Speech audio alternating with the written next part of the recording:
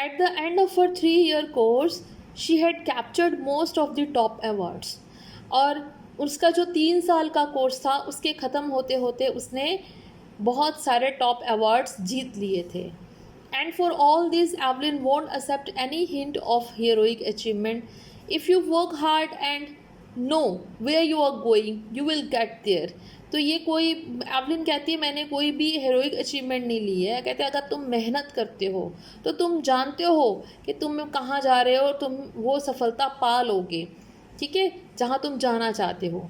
And she got right to the top, और बिल्कुल वो टॉप पर पहुंच गई. The world's most sought after multi percussionist with the mastery of some thousands instruments and hectic international schedule. मतलब वो संसार की सबसे ज़्यादा जानी पहचाने वाली मल्टी परकशनिस्ट क्या होता है, जो डिफरेंट टाइप्स के ड्रम प्ले कर सकती है. उसमें उसने मास्टरी हासिल कर ली. ऑफ सम थाउजेंड्स इंस्ट्रूमेंट, कई हज़ार इंस्ट्रूमेंट्स वो बजा सकती थी. एंड हैक्टिक मीन्स होता है बिजी. इंटरनेशनल स्केड्यूल मतलब not only in her country but also the abroad. मतलब कि वो उसका इतना ज़्यादा बिजी शेड्यूल होने लग गया, उसके प्रोग्राम उसके देश में नहीं बल्कि विदेशों में भी होने शुरू हो गए, और इतना बिजी शेड्यूल था उसका. It is intriguing to watch Evelyn function so effortlessly without hearing. Intriguing means क्या होता है, फैसिनेटिंग एंड क्यूरियस. मतलब उसके जो शोज़ होते थे वो उसके फंक्शन के एवलिन के वो बहुत ज़्यादा एफर्टलेसली विदाउट हेयरिंग, कोई भी मतलब उसको सुने बिना नहीं जा सकता था. इन are 2 hour discussion she never missed a word.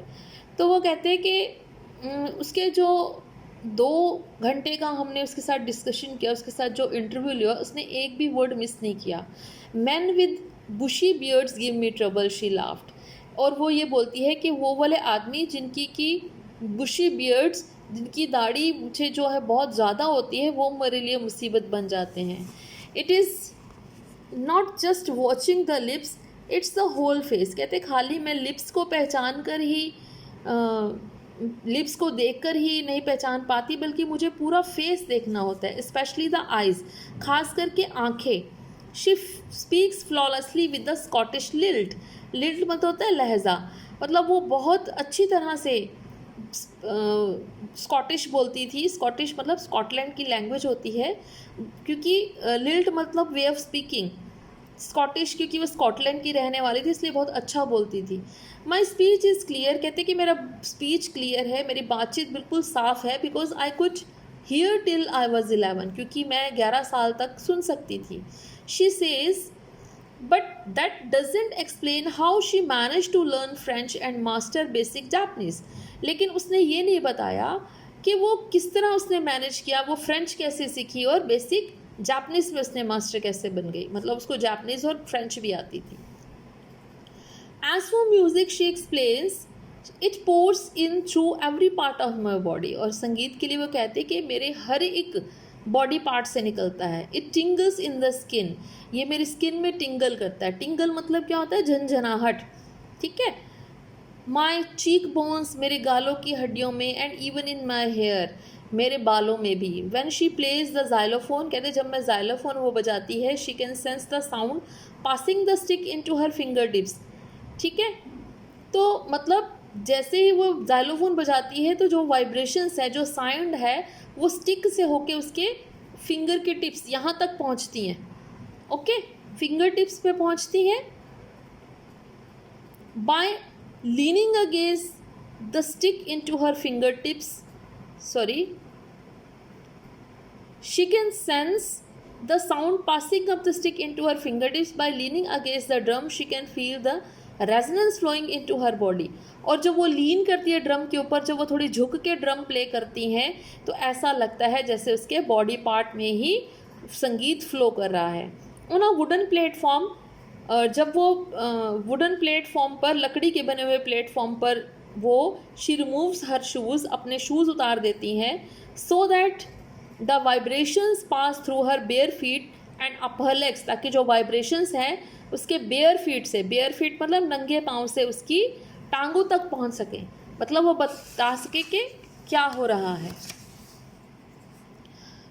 Not surprisingly Evelyn delights her audience, इसमें हैरानी की कोई बात नहीं है कि वो अपने ऑडियंस को खुशी देती थी। 1991 she was presented with royal Philharmonic societies prestigious soloist of the year award. तो 1991 में उसको रॉयल फिलहारमोनिक सोसाइटी का प्रेस्टिजियस सोलिस्ट अवार्ड मिला उस साल का।